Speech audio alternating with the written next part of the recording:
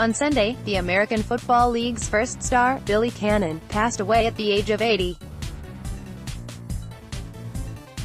The former Heisman-winning LSU halfback, and later fullback and tight end, helped lead the Houston Oilers to back-to-back AFL Championships in the fledgling league's first 2 years.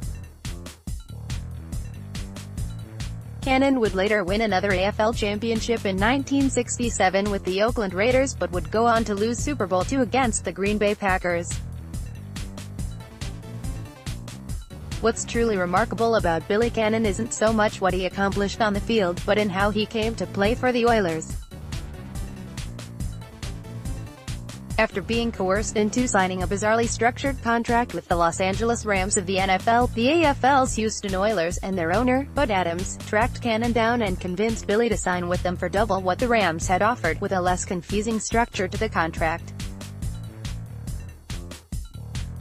As you can imagine, there was a legal battle that ensued, and the NFL lost, partially because the contract the Rams had Cannon signed had only been partially countersigned by the NFL Commissioner, Pete Rozelle. The other reason the NFL lost was because the NFL had been shady with how they convinced Billy to sign with the NFL. Notwithstanding his prowess and agility on the gridiron, he is not an astute businessman. He is exceptionally naive for a college senior and a provincial lad, untutored and unwise in the ways of the business world, the judge ruled. So what does all this have to do with the Denver Broncos? In the early 1960s there were winners and losers when it came to the bidding war for players between the AFL and NFL. The Oilers, Jets, following their change in ownership and name from the Titans, and Chiefs were flush with cash and could sign the big-name college prospects to keep the league in contention with the NFL. Denver Broncos, on the other hand, never signed their first overall pick until the two leagues merged and held a common draft. Enter Broncos legend Floyd Little, in 1967.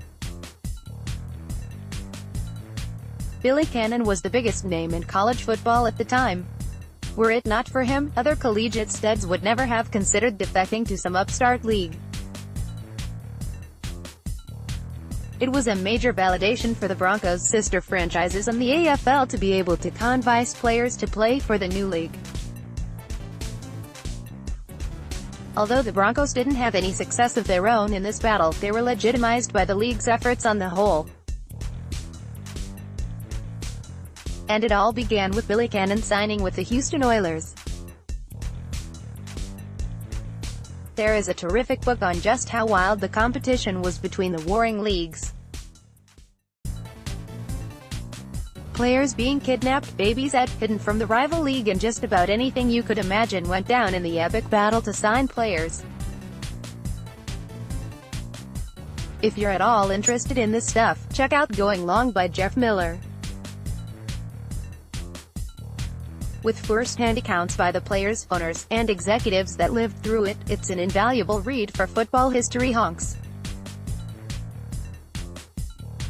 Plus, it's got a lot of great stuff in it about the early days of the Denver Broncos.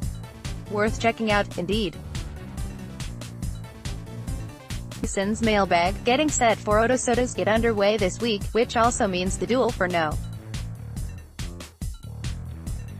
2 QB between Paxton Lynch and Chad Kelly will begin percolating. Watch NFL Worlds collide as ILB Brandon Marshall meets WR Brandon Marshall. A long last, the linebacker and wide receiver came face-to-face. Broncos think contract will motivate Shane Ray. Pro Football Talk. The Broncos surprised the outside linebacker Shane Ray this month when they informed him they won't be picking up the 5th-year option on his rookie contract. They hope that surprise turns into a wake-up call. LSU and AFL star Billy Cannon dies at 80. Pro Football Talk. Billy Cannon, a legendary Heisman Trophy winner at LSU who would later become an all-star in the American Football League, has died at the age of 80. Cannon is best remembered for his career at LSU, where he led the Tigers to the national championship in 1958 and won the Heisman Trophy in 1959. Vikings hope to extend Barr, Diggs, Hunter. Pro Football Talk. Before the Vikings splurged on quarterback Kirk Cousins, coach Mike Zimmer spent time pushing back against the kind of cap-busting move that would make it hard to keep the team's young core players in place. The Vikings apparently will be trying to do both. Saskatchewan Roughriders put Trent Richardson on suspended list. Pro Football Talk. Johnny Manziel is headed to the CFL to try a comeback with the Hamilton Tiger Cats at the same time that another former Browns first-round pick has landed on his CFL team's suspended list.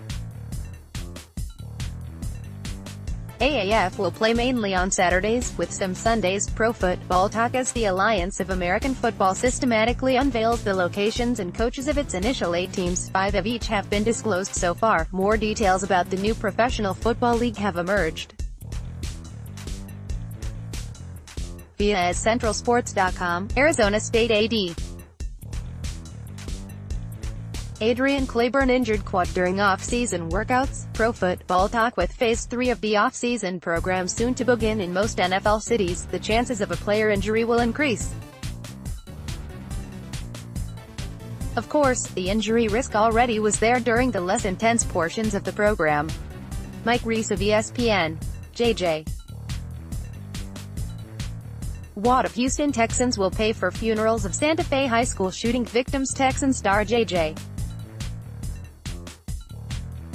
Watt has offered to pay for the funerals of those who were killed in Friday's school shooting near Houston.